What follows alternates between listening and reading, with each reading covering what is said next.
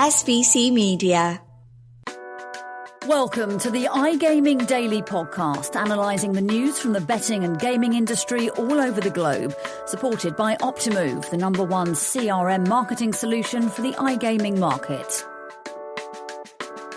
Hello, my name is Viktor Kayed, senior journalist at SBC News, and today I'm joined by Ted Menmuir, SBC content director, to discuss Playtech's latest results. But first, fresh back from Lisbon. I was going to say from holiday, but it wasn't much of a holiday. I wanted to ask you, Ted, first of all, how are you? Did you manage to recover from Lisbon, and how did you find the conference? It's good to see you describe it as a holiday. No, it was very much a conference for me. I've never walked as much as I have over such a distance in my life. I blame Andy and Raz for that. Right? Did you get blisters as well? I think we all got blisters. Yeah. Part of SBC. That's one thing I brought from Lisbon. Besides the magnets and the souvenirs, I brought blisters as well. So yeah. For me, it was very intense. I imagine it was for you. It was the same for you. Yes, it was full on Blistergate for me from start to finish. But very eventful. I think we both would agree on that. Very eventful, very insightful. And while we were there, a bunch of things are happening in the market. News, as we know, never sleep. And now we're going to talk about Playtech's results, which came out recently. So just to brief you in, recognized as the old boy of iGaming PLCs, Playtech has captured industry headlines following positive commercial developments and clever deal-making. This Monday, the LSE-listed gambling group announced its H1 interim results, assuring investors that it is on track to meet its 2024 EBITDA targets. The mood is upbeat as Playtech confirmed that it has resolved its long-standing services dispute with its Mexican joint venture, Caliplay. Elsewhere, investors will be rewarded with a dividend of 1.7 billion euros following Playtech's successful premium sale of its Italian business Snaitech. The deal will see Playtech return to its roots as an iGaming technology supplier, in which it targets accelerated growth in the Americas, as Playtech shows that an old boy can learn new tricks. So, right into my first question, Ted. Following long-standing ordeals, it's been a month of good news at Playtech, of course. So let's recap on what is happening. So, Victor, man, as you said in your summary, Playtech has been the industry's headline grabber this September. Prior to announcing its H1 results, the board issued an update stating that it had reached a settlement on its near 2-year dispute related to the Caliplay joint venture it has with Mexico's Grupo Caliente. The long-standing dispute had dragged on Playtech's share price and somewhat derailed its North and South American ambitions and strategy. Moving forward, Playtech will now hold a 30% equity in the Mexican joint venture, and it is promised to receive 150 million euros in settlement of services fee from Caliplay. Finally, further positives saw Playtech secure a premium 2.3 billion sale on its Snaitech Italia B2C asset, which it sold to Flutter Entertainment PLC. So to summarize, things are looking up and well for Playtech as it returns to its core function or core business of B2B tech systems. Caliplay. That's all I'm hearing about. So how important is the Caliplay resolution in Mexico for Playtech and its ambitions, Ted? So, look, Caliplay should be looked at Playtech's platform or Playtech's blueprint for how it believes it will expand its business within regulated or soon-to-be regulated markets in South America.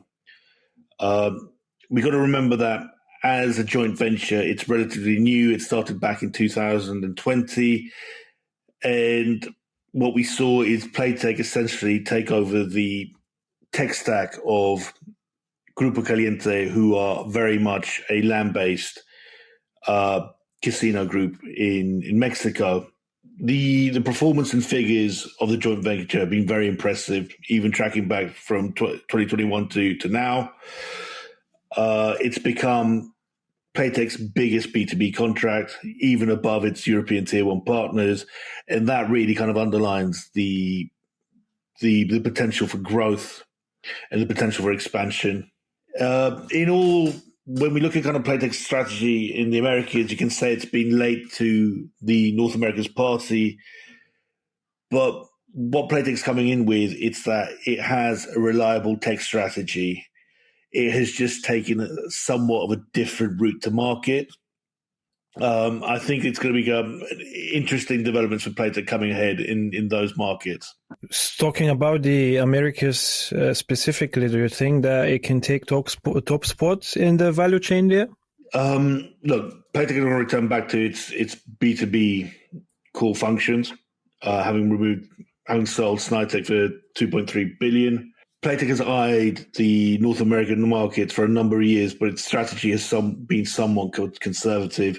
I think that in terms of its valuation and retaking that B2B spot, the Americas is key, and it knows that is the market where it's likely to get its next set of Tier 1 operators, its most lucrative contracts, but also contracts that not only want its platform, but it want its underlying services.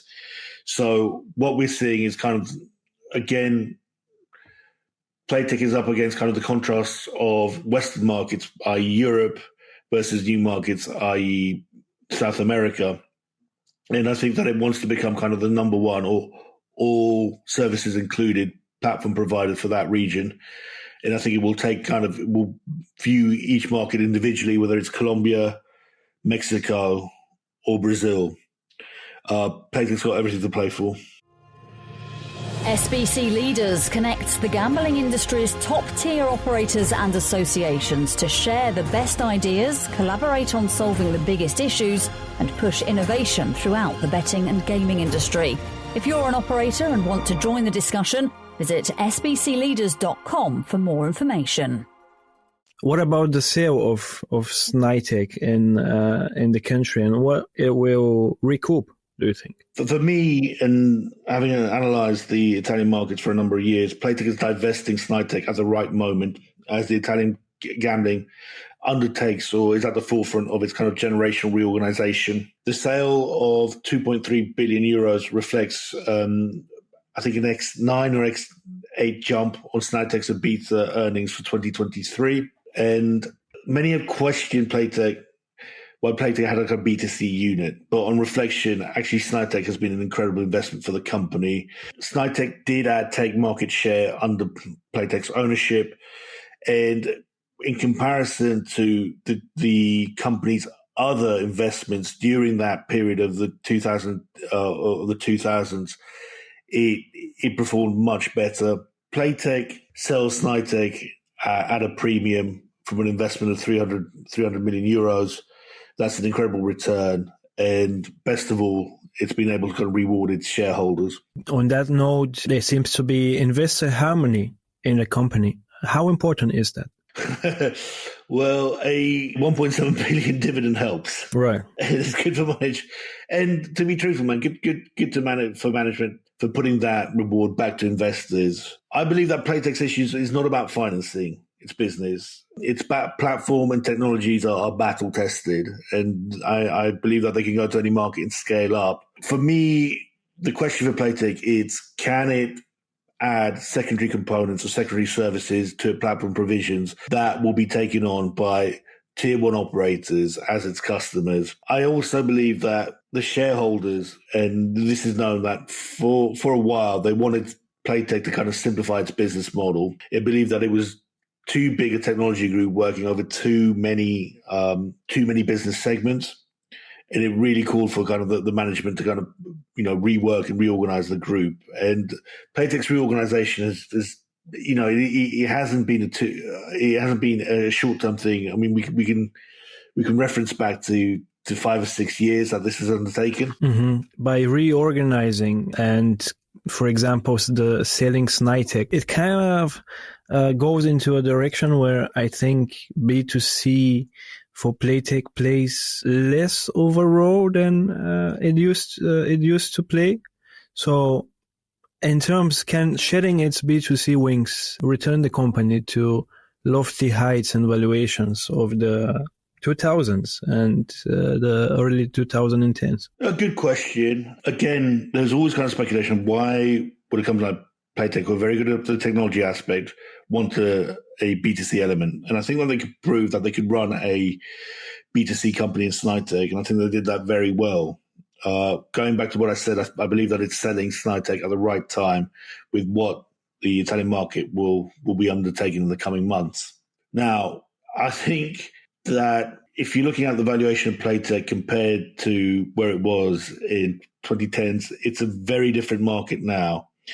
And I think that the investors are kind of looking at which operators have got kind of good underlying EBITDAs, right? Good underlying contracts. And also the valuation of a technology group is completely different. And I think that the days of where you got these kind of big monolithic technology groups that just acquire components, I think that the valuation for investors is now going back to how efficient are these guys? How good are they at launching and helping partners go to market? And I believe that if Playtech, who've got a great platform, can do that, but add secondary systems on top of that, help them throughout that value chain, I believe that its valuation will go up, and I believe it'll be one of the fastest movers back in the iGaming space. So it's definitely one to watch, but it's really the ball is in their court now. Yeah, lots of big changes happening, but do you think that the path forward will really have no drama for Playtech? Look, from my perspective, and they always ask me about this with regards to Playtech, I don't mind the drama for Playtech. I think they're a very interesting company to write about. And from my kind of journalistic response would be is that, I love a mad company to write about, and I love a company that takes risks, yeah? Playtech haven't really been that conservative, and I hope they keep that way. Yes, they're returning back to kind of their B2B origins. But I think if they undertake an aggressive market strategy in North and South America, I think that we want to watch. I won't be surprised if they undertake an M&A or strategic M&A in those markets, right, to improve their overall service. Yeah, sure. Lots of reasons to be looking at Playtech in the coming future. So we will definitely do that at SBC News. We're going to cover any new developments that the company announces. So keep an eye out on that. For that, we're going to put all the links that we've discussed today, all the links to the stories from today in the description. And this was me, Viktor Kayed, and Ted. Thanks for joining me. And stay tuned for the next episode of iGaming Daily. Thank you for listening to today's iGaming Daily podcast, supported by Optimove, the #1 CRM marketing solution for the iGaming market. If you want to find out more about some of the subjects raised today, feel free to explore any of the sites in the SBC News network or check out the latest edition of the SBC Leaders magazine. Happy reading.